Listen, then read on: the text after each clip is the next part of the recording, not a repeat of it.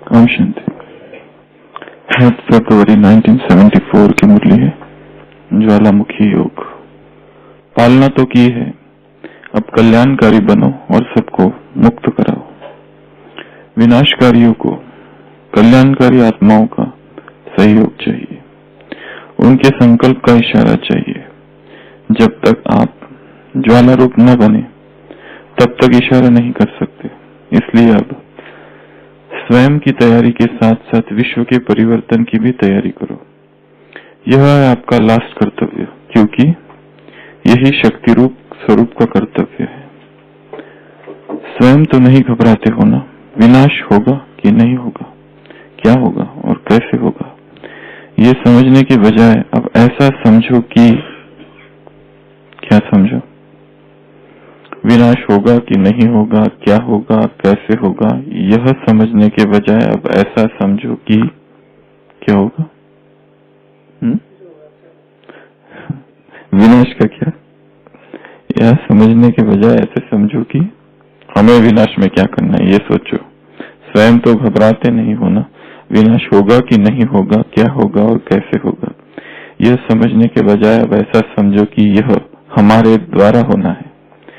यह जानकर अब स्वयं को शक्ति स्वरूप बनाओ, स्वयं को लाइट हाउस और पावर हाउस बनाओ। अच्छा, क्या हर बात में आप निश्चय बुद्धि हो? तो बाबा कह रहे हैं 74 की मुरली है, 3 फरवरी। पालना तो की है, अब कल्याणकारी बनो और सबको क्या कराओ, मुक्त करो। विनाशकारियों को कल्याणकारी आत्माओं का सहयोग चाहिए, उनके संकल्प का इशारा चाहिए। जब तक आप ज्वाला स्वरूप न बने तब तक इशारा नहीं कर सकते। इसलिए अब स्वयं की तैयारी के साथ साथ विश्व के परिवर्तन की भी तैयारी करो। स्वयं की तैयारी के साथ साथ विश्व परिवर्तन की तैयारी, यही आपका लास्ट कर्तव्य है, क्योंकि यही शक्ति स्वरूप का कर्तव्य है। स्वयं तो नहीं घबराते हो ना, विनाश होगा नहीं होगा, क्या होगा कैसे होगा, यह समझने के बजाय यह समझो कि यह हमारे द्वारा होना है। यह जानकर अब स्वयं को शक्ति स्वरूप बनाओ, स्वयं को लाइट हाउस और पावर हाउस बनाओ। अच्छा, क्या हर बात में आप निश्चय बुद्धि हो?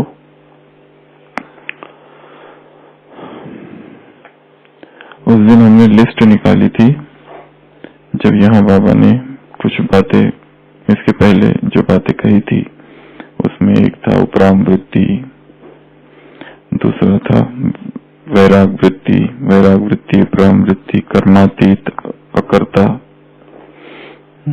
एवर रेडी, ये सब बातें थी। हमने लिस्ट निकाली थी किन किन स्थानों पर जाने से वैराग आता है।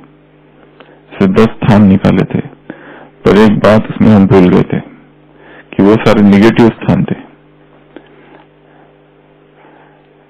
ऐसे कुछ पॉजिटिव स्थान भी है अरविंद भाई, जहां जाने से वैराग आता है। वो कौन से है? उस दिन नेगेटिव निकाले थे, शमशान घाट, स्लॉटर हाउस, जो भी पूरी लिस्ट निकाली थी ना, अनाथ आश्रम, वृद्धाश्रम। तो पॉजिटिव स्थान कौन से है? वहां जाके वैराग आता है। वो फिर पढ़ाई तो कहीं पर भी हो सकती है। सबसे पहले तो मधुबन, एक तो है मधुबन वरदान भूमि, तपस्या भूमि। हमको वो स्थान चाहिए जहां आते ही संसार के लिए वैराग आता है। तो मधुबन एक भूमि है। दूसरा, इसके बाद इसकी चर्चा करेंगे। दूसरा है सेंटर, पहले तो यहाँ के फिर उधर के। पहले तो मधुबन, दूसरा सेवा केंद्र, वहाँ की पवित्रता, वहाँ का वातावरण, वो सब देखकर भी संसार के प्रति वैराग आता है। और 3 स्थान है ऊपर के, सूक्ष्मतन, लंबा समय रहो तो यहाँ आने की इच्छा नहीं, परम धाम। और तीसरा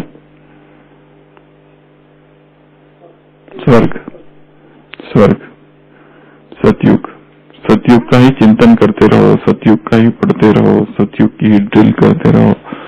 तो ये 5 स्थान है। एक तो परम धाम, परम धाम में लंबा समय टिकना, आवाज से परे,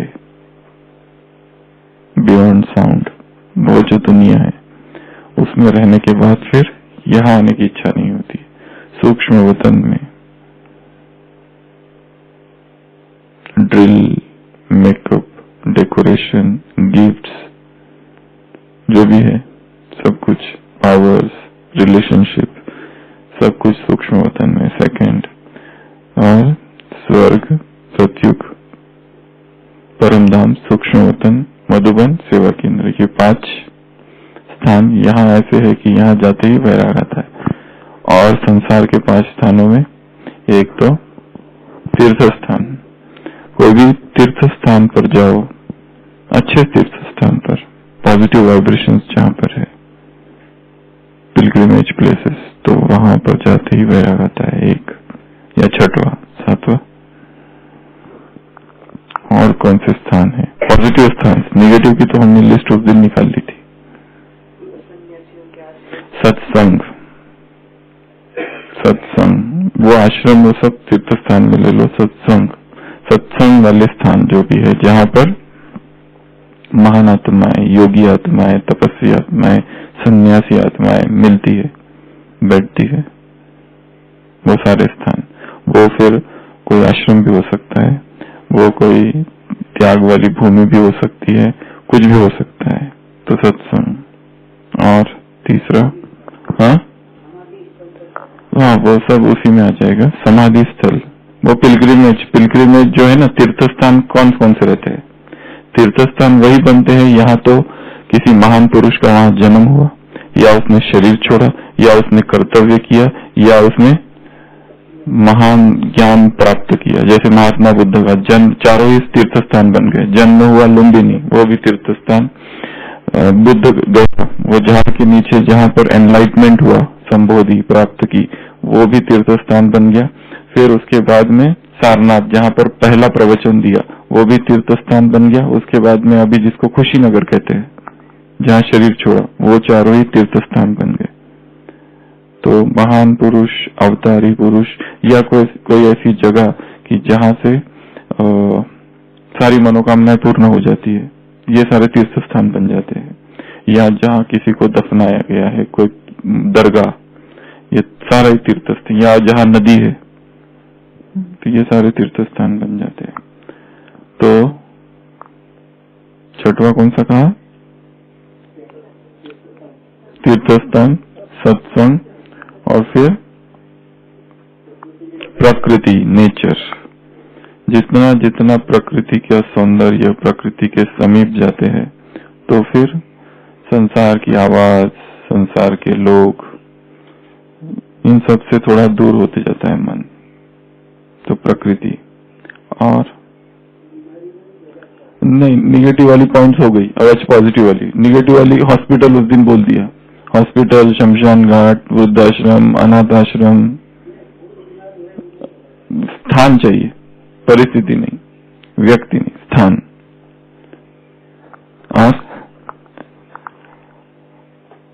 और क्या हो सकता है? क्या? हाँ?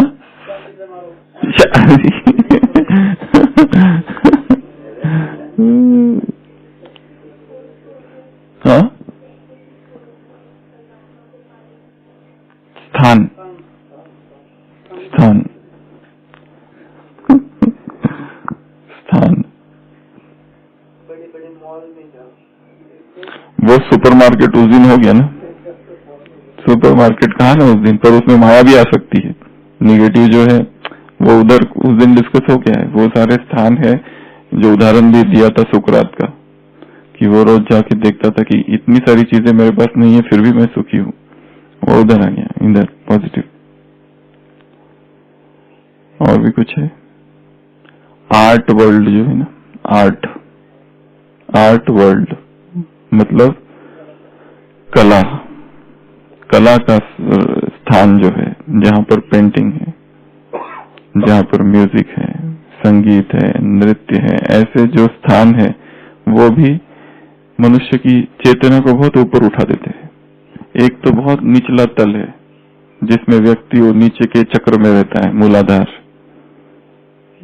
या तो मणिपुर या तो स्वादिष्ठान, नीचे के 3 चक्रों में जीवन पूरा। ऐसे कोई चक्र है नहीं, ये अवस्थाएं है दिखाने के लिए, वही घूमते रहता है। इससे थोड़ा जो ऊपर उठता है, यहाँ जो है अनाहत चक्र, हृदय का स्थान जो कहा है, वहां प्रेम है। तो ये जो आर्ट है ये थोड़ा प्रेम का स्थान है। ये नीचे के चक्रों से ऊपर है, वो काम, वो सत्ता या भोजन, इससे ऊपर उठी है आत्मा थोड़ी सी।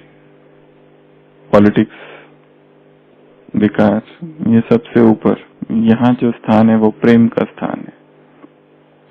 तो वर्ल्ड ऑफ आर्ट। और कितने हो गए? 9 हो गए। और एक बताओ कोई भी।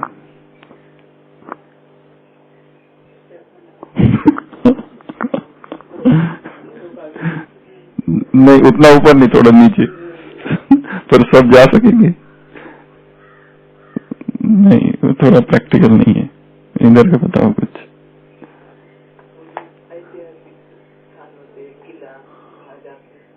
आर्ट में वो भी आ जाएगा, प्रकृति और आर्ट में थोड़ा थोड़ा आ जाएगा वो।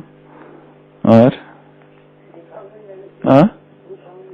हाँ, लास्ट है, एक थोड़ा सा अलग लेंगे, अंतर्मुक्ता की गुफा या एकांत की गुफा। मतलब अपने अंदर जाने से। वो स्थान जैसा नहीं है, परंतु क्योंकि गुफा कहा, गुफा क्योंकि प्रकृति में आ गया। फिर तो कोई कहता है बाबा का दिल, ये स्थान में बैठो तो वैराग आएगा, पर ये एब्स्ट्रैक्ट चीजें हैं, ऐसे वस्तु नहीं है। तो एक ये लिया जा सकता है। अगर किसी के पास अच्छा कोई है इससे भी कोई स्थान वाला तो बताओ, क्योंकि वो प्रकृति में सब आ जाता है। तारामंडल देखते हो, वो वहां जा सकते हैं सब लोग, प्रकृति में तो आ जाए।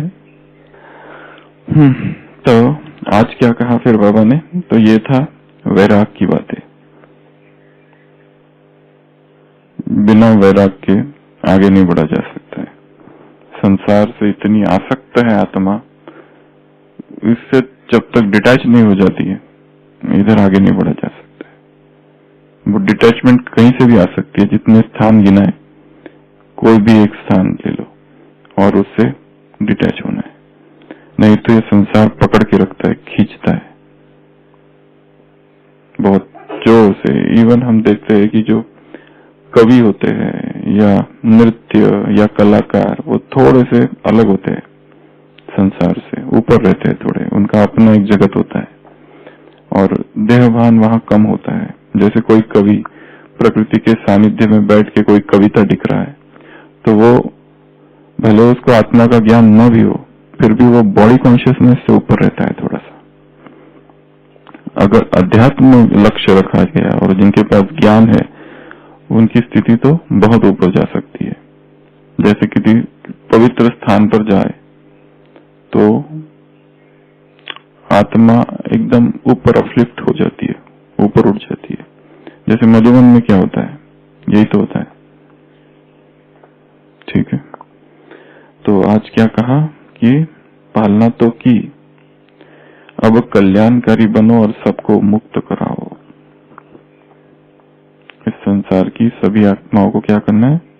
मुक्त कराना है, उनकी पालना करनी है। तड़प रहे हैं, भटक रहे हैं, रहमदिल बनना है, महादानी बनना है। विनाशकारियों को कल्याणकारी आत्माओं का सहयोग चाहिए। जब तक आप ज्वाला रूप न बने तब तक इशारा नहीं कर सकते। इसलिए अब स्वयं की तैयारी के साथ साथ क्या करो? विश्व का परिवर्तन, ये है लास्ट कर्तव्य, और इसमें घबराना नहीं है। तो क्या बनना है? अब स्वयं को शक्ति स्वरूप बनाओ, स्वयं को लाइट हाउस और पावर हाउस बनाओ। तो ये कैसे करेंगे? स्वयं को लाइट हाउस अर्थात लाइट हाउस क्या होता है? बहुत बड़ा, इधर आ सकते हैं। लाइट हाउस अर्थात आजकल तो इतना यूज नहीं होता है, परंतु पहले काफी इसका प्रयोग किया जाता था। बड़ा एक बनाया जाता था इमारत जैसा, समुद्र के जो जहाज है नेविगेशन, उनको राह दिखाने के लिए। उसके अंदर पहले तो तेल रखते थे, फिर उसके बाद में लेंसेस आए, अलग अलग उसमें डेवलपमेंट होती गई। तो बड़े बड़े लाइट हाउस अभी भी इंडिया में भी कुछ 1-2-3 है। तो लाइट हाउस अर्थात एक स्थान पर वो रहता है और उसकी रोशनी दूर दूर तक जाती है, दिशा मार्गदर्शन करती है भटके हुए जहाजों को। तो हमको क्या बनना है? Light house. दूसरा है माइट हाउस। माइट हाउस अर्थात, माइट हाउस भी कोई स्थान है क्या? माइट हाउस कोई स्थान नहीं है, ये बाबा का बनाया हुआ शब्द है। लाइट हाउस तो है दुनिया भर, माइट हाउस में ऐसा कुछ नहीं होता है। माइट हाउस अर्थात शक्तिशाली हाउस, घर, शक्ति का घर, ये 2 चीजें होनी चाहिए। लाइट अर्थात प्रकाश भी, ज्ञान भी, माइट अर्थात योग से भी संबंध है। हाँ, बिजली घर, हाँ, पावर हाउस। तो power house, might house, light house, स्वयं को शक्तिशाली बनाना है। अभी वो कैसे बनाएंगे, क्या करें कि जिससे हम शक्तिशाली, और शक्तिशाली किसको कहेंगे? जो परिस्थितियों में विचलित न हो। हर दिन नई परिस्थिति है, हर दिन चैलेंज है, हर दिन नए लोगों से संपर्क है, हर दिन एक व्यक्ति माया बन के उपस्थित होता है सामने, हर दिन। कहा ना, ये ब्राह्मण परिवार के अंदर भी, ब्राह्मण परिवार क्या है? एग्जामिनेशन हॉल, और एक एक ब्राह्मण आत्मा पेपर, एक एक ब्राह्मण आत्मा पेपर है, और ब्राह्मण परिवार ही एग्जामिनेशन हॉल है। सारे हिसाब किताब इधर ही चुकते होने हैं एक दूसरे के द्वारा। तो यहाँ शक्तिशाली बनना है, शारीरिक, मानसिक और आध्यात्मिक, तीनों ही बल स्वयं में जमा करना है। शरीर का भी बल चाहिए, नहीं तो बार बार बीमार, बार बार दवाइयां, बार बार हॉस्पिटल, बार बार डॉक्टर। तो सबसे पहला बल तो है अध्यात्म में शारीरिक बल। शरीर से भी स्वयं को स्वस्थ रखना, डाइट, फूड, स्लीप, ये सब नियंत्रण में हो। पहले के जमाने में लोग हठ योग किया करते थे, वो किस लिए था? शरीर को तंदुरुस्त रखने के लिए, और रहते भी थे लोग, वो शारीरिक है। एक फकीर, एक योगी था इजिप्ट में, 1880 में उसने कहा था कि मुझे दफन कर दो, 40 साल के बाद मैं जिंदा आ जाऊंगा। तो 1880 में उसको दफन कर दिया गया था नीचे, और उसके साथ वाले तो बहुत सारे चले गए थे, भूल भी गए लोग कि कोई है अंदर। फिर किसी एक इन्वेस्टिगेटर, एक रिसर्चर, एक व्यक्ति जो रिसर्च कर रहा था, उसने कई आर्टिकल में वो न्यूज पढ़ी बहुत पुरानी, तो 1920 में उसने उसको खोदा, तो वो जिंदा था उधर अंदर, उसको बाहर निकाला, फिर 3 साल और जिया वो। 1923 में उसने शरीर छोड़ा। तो शरीर के ऊपर भी ये सारे जो संसार में करते हैं उससे कंट्रोल कर लेते हैं बहुत सारी चीजें। सत्य घटना 40, जितना उसने बोला था। तो देह को भी समझना है और देह को भी शक्तिशाली बनाना है। अगर माइंड शक्तिशाली चाहिए तो शरीर भी थोड़ा सा मजबूत मतलब एकदम वो बॉडी बिल्डर वाला नहीं चाहिए। हाँ, वो जिम, और ये वर्ल्ड इज अ जिम, ये दुनिया ही एक अखाड़ा है जहां हम स्वयं को शक्तिशाली बनाने आए हैं। शारीरिक बल अर्थात वो वैसा वो पहलवान नहीं बनना है, पहलवान बनने की आवश्यकता नहीं है अध्यात्म मार्ग में, क्योंकि उसमें वो बनना गए तो अध्यात्म का जो लक्ष्य है वो भूल जाता है, क्योंकि वो एक दूसरी दुनिया है। परंतु कम से कम देह से इतना स्वयं को स्वस्थ रखे कि उसमें कोई बीमारी ना हो, उसमें बार बार बीमार ना पड़ते रहे, बार बार सिर दर्द, बार बार पीठ दर्द, कमर दर्द, ये दर्द वो दर्द, वो शब्द भी जो है ना, वो सारा ही हिसाब किताब उस दिन भी कहा था ना, ये बोलना ही नहीं है। ड्रामा, हिसाब किताब, ये शब्द जो है ये कहने के अधिकारी आत्माओं के कुछ क्राइटेरिया है, वो ही आत्माएं कह सकती है। हर एक नहीं कह सकता ये ड्रामा है करके छोड़ दो। हाँ, तो वो तो है ही। तो संयम, शारीरिक बल के लिए संयम की बहुत आवश्यकता है, शरीर को समझने की आवश्यकता है, नींद को समझने की आवश्यकता है, भोजन को समझने की आवश्यकता है, कितनी नींद की आवश्यकता है, कितनी भोजन की आवश्यकता है, और उसको स्वस्थ कैसे रखा जाए और नियंत्रण में कैसे रखा जाए। ऐसे नहीं कि नियंत्रण में ही नहीं है। एक तो शारीरिक, दूसरा बल है मानसिक। वो कैसे बढ़ेगा? मन कैसे शक्तिशाली बनेगा? चिंतन से, मनन से, अध्ययन से। मन जो है, ये जो है, इसको शक्तिशाली अगर बनाना है तो ज्ञान का चिंतन करना पड़ेगा। ये कोई नहीं कह सकता कि मेरा चिंतन तो होता ही नहीं, ऐसा कोई नहीं कह सकता, हर एक का होता है। खाली हम उसको उस रीति से प्रयोग में अगर नहीं करते तो शुरुआत करनी है कम से कम चिंतन की प्रक्रिया जो है उसको चालू करना है। कोई भी चीज को वैसे ही नहीं छोड़ देना, कुछ भी पढ़ा और छोड़ दिया, उसके ऊपर सोचना है। To think is the hardest thing in the world, ऐसा कहते हैं। सोचना सबसे कठिन काम है संसार का। क्योंकि हम कुछ पढ़ते हैं तो उसके ऊपर सोचना नहीं चाहते, बस ले लिया और चलो आगे। ज्वालामुखी, ये शब्द सुना, ज्वालामुखी हो। ज्वाला क्या होती है, कहाँ होती है, कैसी होती है, क्यों होती है, ये सारे प्रश्न मन में आ जाए तो चिंतन चालू होगा, और चिंतन से ही मन शक्तिशाली होगा। क्योंकि परिस्थितियों में चिंतन ही ब्लॉक हो जाता है, सोच ही नहीं पाते व्यक्ति क्या करना है। इसके लिए तो दूसरों से मदद मांगते हैं, क्या किया जाए, क्या किया जाए, क्या किया जाए, और बताने के बाद भी तो याद भी नहीं रहता है क्या बताया है। क्योंकि जब पूछते रहते तब मन ही मन अपना दूसरा प्रश्न तैयार करते रहते, क्या पूछना है। जो उत्तर दे रहा है व्यक्ति, उसकी तरफ ध्यान भी नहीं रहता है। इसके लिए उधार का चिंतन, उधार का प्रश्न, स्वयं का चिंतन करना है। क्योंकि जितना, जैसे एक तो होता है डॉक्टर, एक होता है पेशेंट, पर पेशेंट जितना खुद के बारे में जानता है उतना डॉक्टर थोड़ी जानता है। उसको खुद पता है कितनी मेरी। इसके लिए कहते हैं ना, फिजिशियन अपने आप को ठीक करो, healer heal thyself, teacher teach thyself, अपने आप को सिखाओ हे शिक्षक। तो चिंतन से, और किससे शक्तिशाली बनेगा मन? दृढ़ता से। दृढ़ता से, जितनी अधिक दृढ़ता होगी उतना मन शक्तिशाली। कोई भी चीज को छोड़ना नहीं जब तक कर न दो, बस करना ही है। दृढ़ता मन में इतनी ज्यादा हो कि बस करना ही है, चाहे कुछ भी हो जाए। संसार एक तरफ, सारा विरोध हो, कुछ भी हो, जो सोच लिया उसको करना ही है।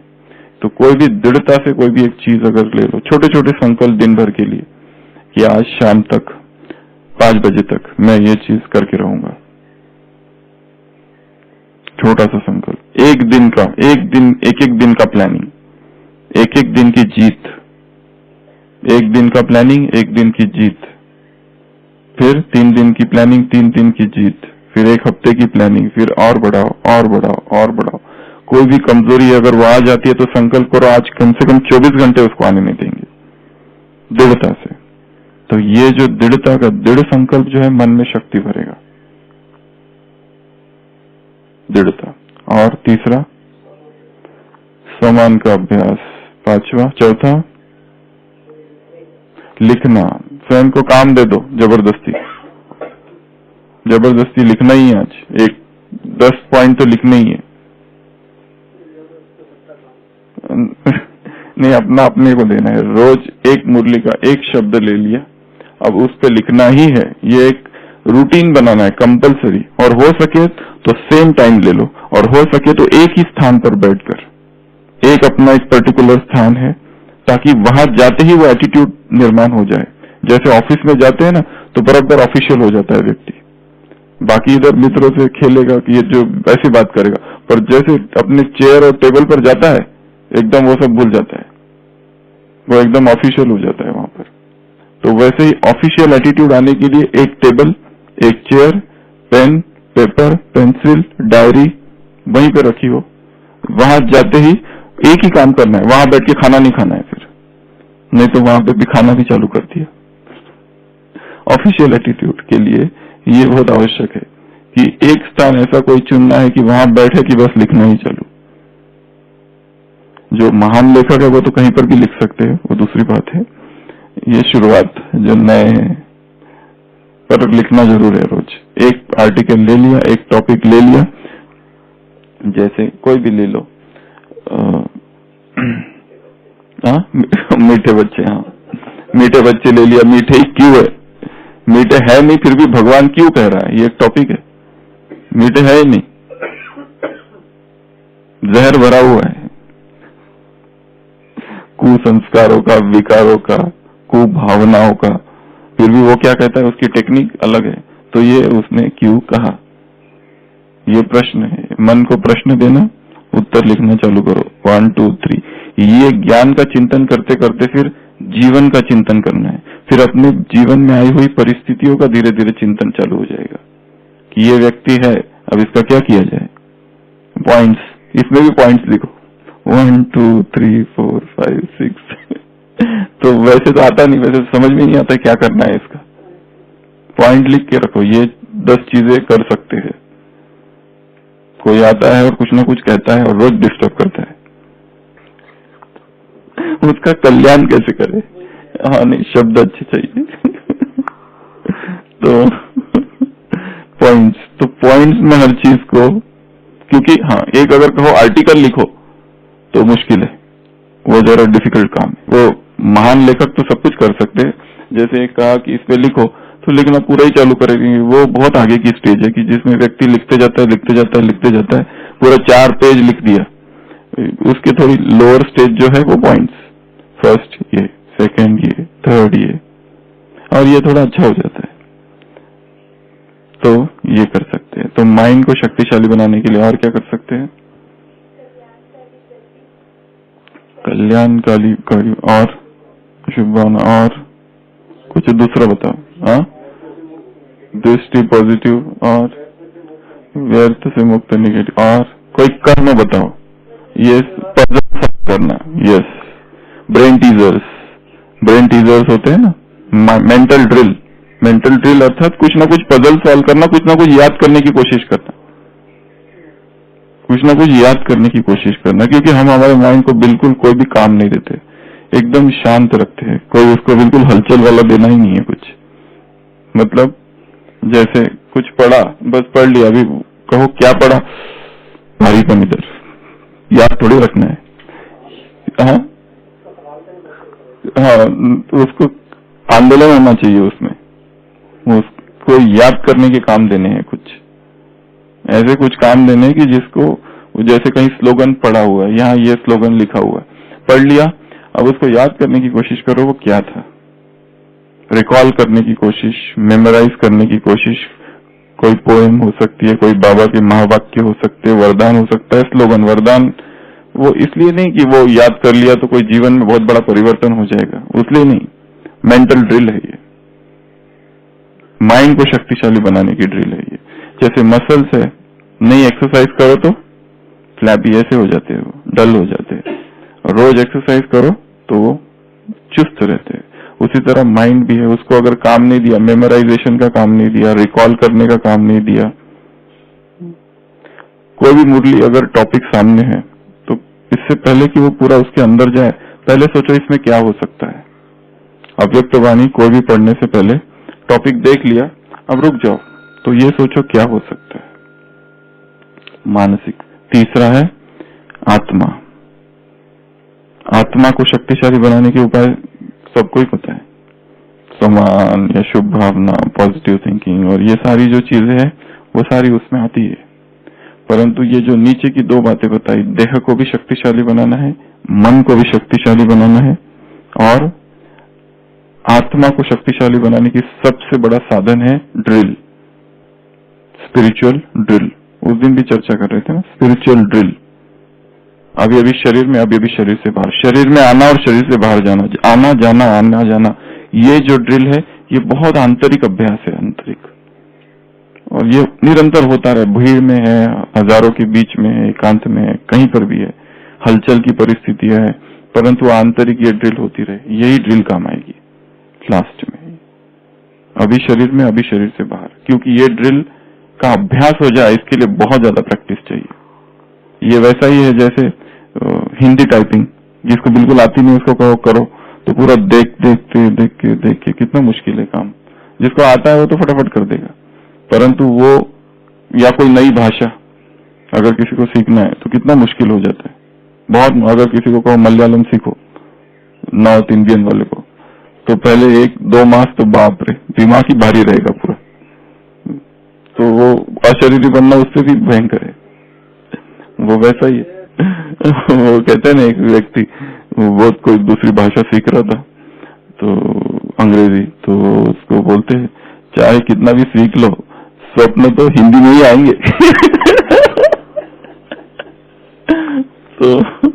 तो ये करने के लिए जैसे एफर्ट्स चाहिए, बहुत प्रैक्टिस चाहिए। साइकिल कोई सीख रहा है, गाड़ी कोई सीख रहा है, फर्स्ट टाइम के लिए बहुत चाहिए। उसी तरह अशरीरी बनना जो है ये सहज तभी होगा जब बहुत लंबे समय तक प्रैक्टिस होगी, बहुत लंबे समय तक। हम देखते हैं नए नए जो डॉक्टर्स आते हैं उनको ये जो कोई भी प्रोसीजर जो होती है इतना डरते, ऐसे ऐसे हाथ ऐसे ऐसे होते हैं उनके, ऐसे ऐसे बिल्कुल पसीना पूरा, और हाथ ऐसे ऐसे हो रहा है, पूरा कांप रहा है, क्या हो रहा है कुछ समझ में, उनको भी समझ में नहीं आता है क्या हो रहा है। पर देखते हैं धीरे धीरे धीरे धीरे करते करते, पहले ऑब्जर्व करते हैं दूसरों को देखते हैं 10 बार वो प्रोसीजर दिखाने को कहते हैं उनको, कि उनके सामने दूसरा कोई वही प्रोसीजर करता है। फिर धीरे धीरे असिस्ट करते हैं सेकेंड स्टेज, और असिस्ट करने के बाद फिर किसी के अंडर ऑब्जर्वेशन में अकेले करते हैं, और फिर एक अकेले करने लगते हैं, कोई नहीं। तो ये जो फिर एक बार करने लग गए कि इतने फास्ट करने लगते हैं, फिर दूसरों को सिखाना चालू करते हैं, और दूसरों ने गलती की तो डांटना चालू करते हैं। वो आगे की स्टेप्स है। तो चालू कहां से हुआ?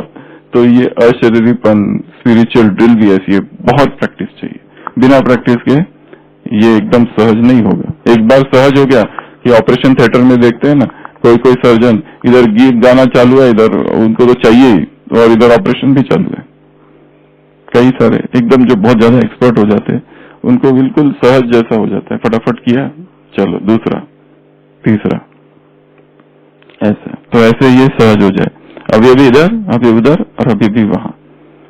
अनुभूतियां, संजय की मुरली कहा ना, अभी भी सूक्ष्म वतन, अभी भी मूल वतन, अभी भी कर्मयोगी। ये अवस्था एक कमरे से दूसरे कमरे, दूसरे कमरे से तीसरे कमरे में। तो लाइट हाउस, माइट हाउस, अपनी तैयारी के साथ में विश्व का परिवर्तन, यह है अंतिम कर्तव्य। और वैराग की जो बातें बताई उस दिन और आज, वो 10 स्थान और ये 10 स्थान, टोटल 20 स्थान है। 20 स्थान में घूमते रहो। ओम शांति।